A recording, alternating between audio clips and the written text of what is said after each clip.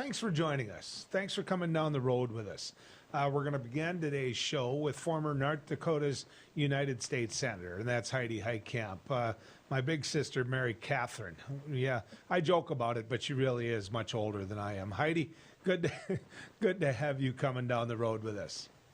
People just don't understand when you say that because I look so much younger. Well, there's that. So you shouldn't confuse them. Well, you haven't lived life as full as what I've lived life, right? Is that hard? There's another way of putting it. No question about that. Heidi, one of the reasons that we asked you on today was to talk about the United States Postal Service and some of the new, proposals it's put out there. Basically saying, about 30% down is what we're going to talk about when it comes to speed. So, you can have a first-class stamp on it, but it's not going to get there quicker. In fact, it's going to get there slower. I'm curious what you think about that, Heidi. I think this is a horrible idea. I think it's an idea that has not been well vetted. We've been told this before. We've seen increases in first-class mail and a reduction in service standards, and they say this will solve the Postal Service's economic woes, and what happens is it drives customers away. And so there's a lot of dissent on this. The real question that I have is, where is our congressional delegation and where are rural legislators, congressmen or senators, in fighting back against this proposal, because it will disproportionately affect those of us who live in rural areas. I think it's for people who have been following this issue, they know that this is something I took on almost to the exclusion of everyone else when I was in the United States Senate, taking a look at service standards, taking a look at costs. And I opened up a portal, Joel, just to tell you how important this is. So I said, okay, tell me stories about your mail. So I opened up this webpage that said, Fix My Mail. And in 2 weeks, we had 500 complaints. I mean, think about that. 2 weeks, we had 500 complaints. And so this is not something that people don't care about. This is something people care desperately about, especially in rural America. The post office is moving this again in the wrong direction, and Congress needs to step in and do their job, which is to regulate the post office. So who's driving it? Because there's always someone behind it. The lady that pulls up to my mailbox every day, she's not pushing this. I mean, Ida is not the one pushing this at all. She works hard. She makes sure that rural mail gets there. Talk about nor sleep nor snow. I mean, she's there. She gets the job done. Who's the one that's saying we need to do this? Well, I think it's DeJoy, who is the new Postmaster General, but I can't put it all on him because, quite honestly, this was happening on a number of administrations. They get frustrated and they say, oh, well, we've got to do something. And so we're going to charge you more and you're going to get less for it. And then we think that's going to save our business. It's the wrong business model. It's been the wrong business model since they started in that direction. They aren't creative at all. They aren't willing to be creative at all. And I honestly think that the people right now that are running the Postal Service basically think they're managing the decline or the elimination. And that's the wrong direction. They should be stepping up and doing things like my friend Ashley, who worked for me. She's now on the Postal Regulatory Commission. She wrote a scathing 6-page criticism of this decision, saying you guys haven't done what it takes to make sure that the Postal Service, which is enshrined in our Constitution, is successful into the 21st century.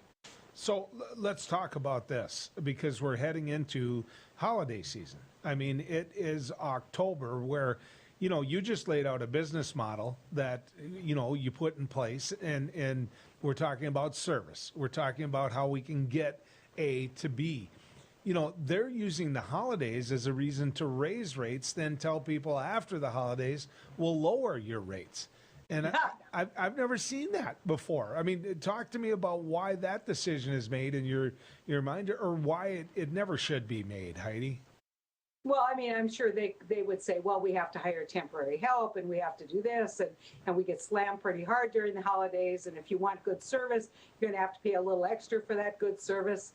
But if anyone who thinks that the rate is going to go back down after the holidays has not been watching what the Postal Service has been doing.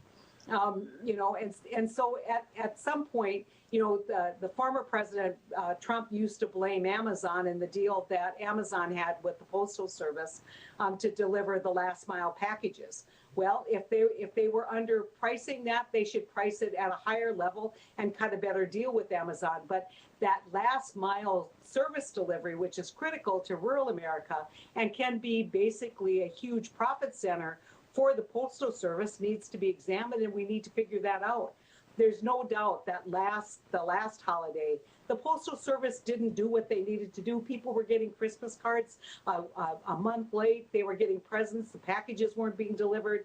I applaud them for thinking about this, but the bottom line is that this is not the solution. Their direction, which is lower service and increased price, is not the direction for a successful business model. And Congress has absolutely washed their hands. I mean, the fact that the committee that controls this, which I was on, wouldn't even take it up. It just tells you that they are so risk adverse that, they'll all write letters saying, damn the post office, but they are part of the problem, and they need to step up and say, this is what is essential for mail delivery in this country. It's essential, especially in rural America, where we rely on it for our prescription drugs. We rely on it for just communication for our newspapers. And this is how we are going to make sure that we fulfill that pledge that is in the United States Constitution, that we're going to have a unified postal system in this country.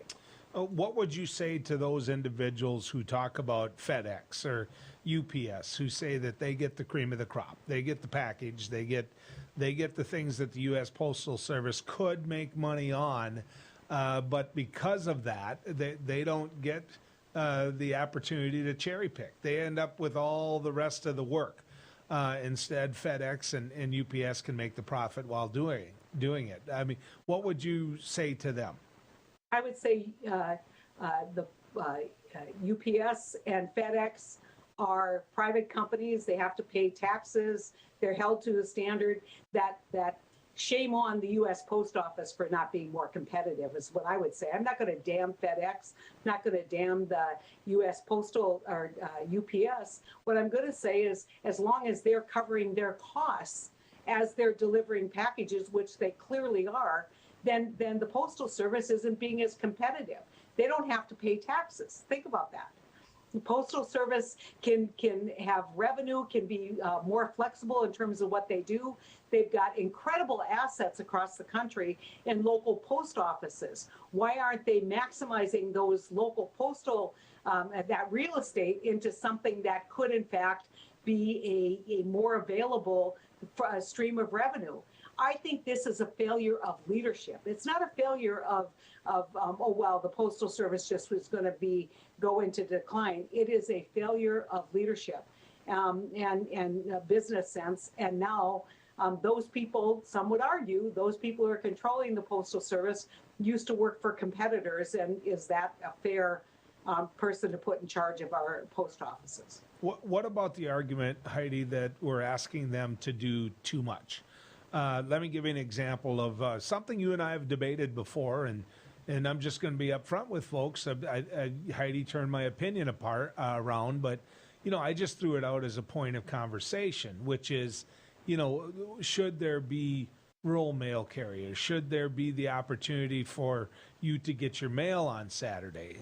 Your thoughts on that? Well, I think, one of the things that I supported that didn't go over well among some of the postal workers is cluster boxes. So let's say that at the end of every block, you have a cluster box, which is everybody's mail. You aren't walking into every driveway. You aren't walking into every home and putting it right on the doorstep. You're putting a box at the end of the block where people have to walk to get it. Now, some, with the exception that if somebody's homebound or if they need to get their mail right at the door, they can apply for that. There's ways that we can reduce costs without reducing service by asking people maybe to walk a few more feet to get their mail. And so they just are not, it's just so frustrating because it's never kind of, okay, let's examine this, let's examine that, let's figure out how this works. It's like, oh, well, here's the solution. We're going to reduce costs by eliminating service, and we're going to raise rates because we need to cover some bills here.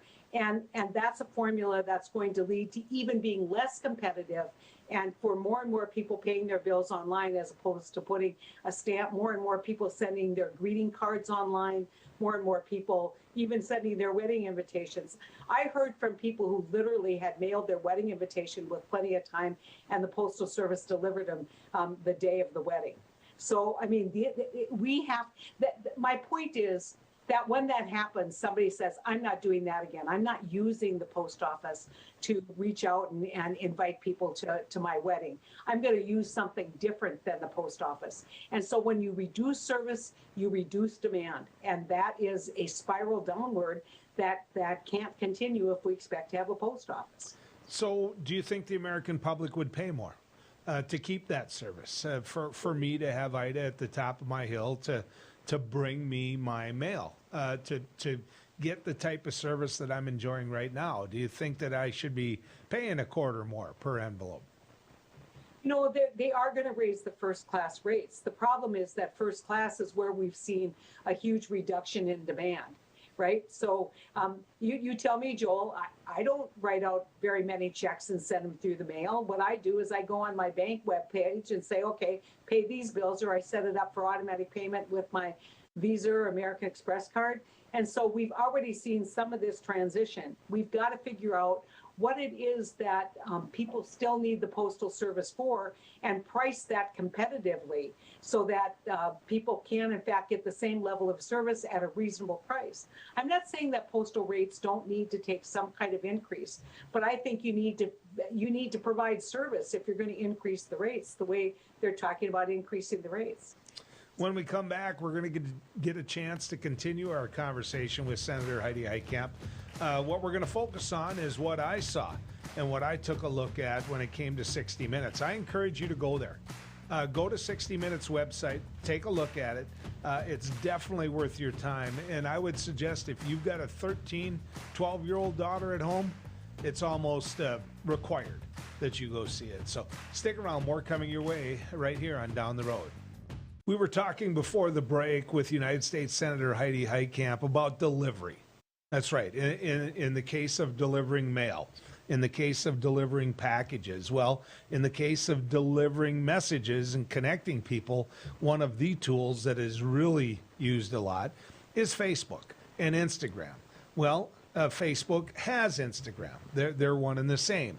And so there was go to 60 Minutes. I mean, go to 60 Minutes. Just don't do it during my show. Go to 60 Minutes and click on the website. And what you're going to find there is a whistleblower. First went to Wall Street Journal, then went to 60 Minutes, and just wants the public to know what Facebook is doing. She took documents out of Facebook, which, you know, as far as the SEC goes, maybe she was doing the right thing. In fact, maybe she was well within her rights and legal to do it. But what she showed is the tools that Facebook is using to target people. And to divide and to continue to divide our country. Not to mention the clear things that Facebook is allowing when it comes to bullying, when it comes to the increase in teenage suicides. I want to bring back in Senator Heidi Heitkamp. Heidi, Facebook had a tough night last night on 60 Minutes. Sure did. You know, the first thing maybe somebody who is pro-business would say is, why aren't parents watching what their kids are doing? Why are parents letting people have access to these tools? That's too simple of an answer, I think. I think you've got to say, look, that's like saying, why, you know, if somebody kid gets in a car accident, why are parents letting their teenagers drive? Well, you know, it's part of the teenage experience. It's part of how they now communicate. Parents have an obligation in all of this, but the tech companies have a responsibility to be responsible with their algorithms. And so this is going to lead to a lot of discussion about regulation. What I will say about regulation is one man's crime is another man's opportunity. And so you have to be really careful when you're, you know, kind of walking those steps, number one, towards regulation in an environment where free speech or where speech is a big part of what happens on these platforms. So this balance is going to have to be achieved. But at the end of the day, it's got to be a partnership that these platforms have with parents and with teachers, and yes, with the students themselves, to be more responsible in how they use them. You know, I, as a radio talk show host, have been fighting for people to get vaccinated. Please get vaccinated. Come on, get vaccinated. I've been putting, doctors on. Here's, we go down the road. We have put physicians on. We have put leaders on. We have infectious disease control. I mean, we have done everything we can to bring the science out there so people can hear it, see it, and it isn't being done by me. It's accountable because the people that are offering the information are right there. They're there. Here's my name. Here's my position. Here's my title. Here's what I know. I'm offering this to you. On Facebook, you can get by without doing that. And so here's my question of you. How many of the non-vaxxers that you know of, when you ask them, hey, why aren't you getting vaccinated? They say, well, I heard on or they'll say, well, I heard this and this and this. And you say, well, where did you hear it? And they say, Facebook. I mean, it's like, do you get the fact that somebody who got a D in science could be posting on Facebook a complete lie? I mean, does Facebook have a role in that, Heidi? Well, they claimed that they were going to monitor those sites and make sure that there wasn't false information, or at least a kind of collective, kind of response when that happened, a notice or a warning. The problem that you have is that are people going out on Facebook to basically get confirmation of what they already want, in which case nothing's going to persuade them. It's not like Facebook persuaded them not to do it. It's that, oh, now they have a justification because here's some guy who said something on Facebook. And so I think that one of the things that I've talked a long time about as it relates to misinformation, because everybody then wants to regulate the platforms or the messenger, as opposed to why do people believe that taking a horse dewormer is a good idea? I mean, why do people believe that no one died from COVID? It's because they don't want to believe it. And so, we have to address that whole idea of it's somebody else's fault when you don't have a very resilient population who's willing to think about these things more critically. It's kind of like healthcare, right? We all want to complain about healthcare, but we could all look at how we behave, whether it is smoking or whether it's obesity or whether it's, maybe having a few too many beers. We need to take some personal responsibility. So I would say, yes, we need to hold these platforms accountable for making sure that they are not disseminating blatant misinformation. But by the same token, we need to hold the American people who want to believe things that are completely unbelievable accountable for thinking more critically. Well, and I'm just going to say this, and I'll be in trouble and get the phone call afterwards, but we had a physician, albeit, a cosmetic physician, take one of the horse pills right here on this network. I mean, he did. He took the pill right in front of everybody right here on this network. How do you beat that back? How do you beat that back? Because this is a medium as well. I mean, when you look at Facebook and you look at how it was used in the insurrection, and you take a look at, this is true. The election was stolen. If you go to Arizona, you're going to find such and such happened. Look at this. A woman hid all the votes. They took it out. All of these lies, and it just continues to divide. We were a divided country politically long before Donald Trump. I get it. I understand it. But Facebook didn't help. It drove a wedge in this country that I'm not sure we can reverse, Heidi. Yeah, well, and this probably get both of us in trouble, but I had to laugh over the weekend. Remember when Twitter said, you're done, Donald Trump, we aren't going to give you an account. You're spewing stuff that's not true. You're inciting, criminal behavior, among others. You're off our Twitter platform. And Donald said, I'm bigger than Twitter. I'll start my own platform and everybody will follow me. Now he sued over the weekend to get back on Twitter. So when people say the platforms don't matter, yeah, they do. And so, I think the truth lies somewhere in between, Joel. reasonable regulation, and I would say transparency. One thing that this woman did do is she forced transparency on what actually is happening. And that, I think, is a good thing. So transparency and how the algorithms are written, it's no surprise. I mean, I always said when people say, aren't you worried about what the NSA is doing, you know, monitoring your mail? I said, no. If I order one plus size blouse, I get an ad, banner ad, then, you know, within 5 minutes saying lose 20 pounds in 2 weeks, right? And they say, here's a fat girl. We're going to give her some guidance on how she can lose weight. This is not something new. This is something that I look at it and say, oh yeah, I know I'm not going to lose 20 pounds in 2 weeks, so I don't believe you. What happens when someone does and they end up taking horse pills or whatever it is that, you know, is being advertised on that site? And so there's got to be some accountability, you know, when you look at even television advertising. I watch some of that on payday lending and say that's just bad for people. But we need people to be more responsible for what they believe. How do you, how do you as a parent, when you're sitting there, and Facebook is the medium, it is the social media tool for young kids. I want to get on Facebook. I want to talk to my friends on Facebook. Want to use Instagram. Want to put all these pictures up on there. Want a ton of friends on Facebook. You know what? If you're not on Facebook, you're not cool. And then you see your 12-year-old daughter or 13-year-old daughter getting so bullied on there that, oh my God, look at her pictures. You are so fat. You are so ugly. Man, you're hanging out with Ted. He is such a nerd. You know, how do you fix that, Heidi? I mean, what do you do to fix that?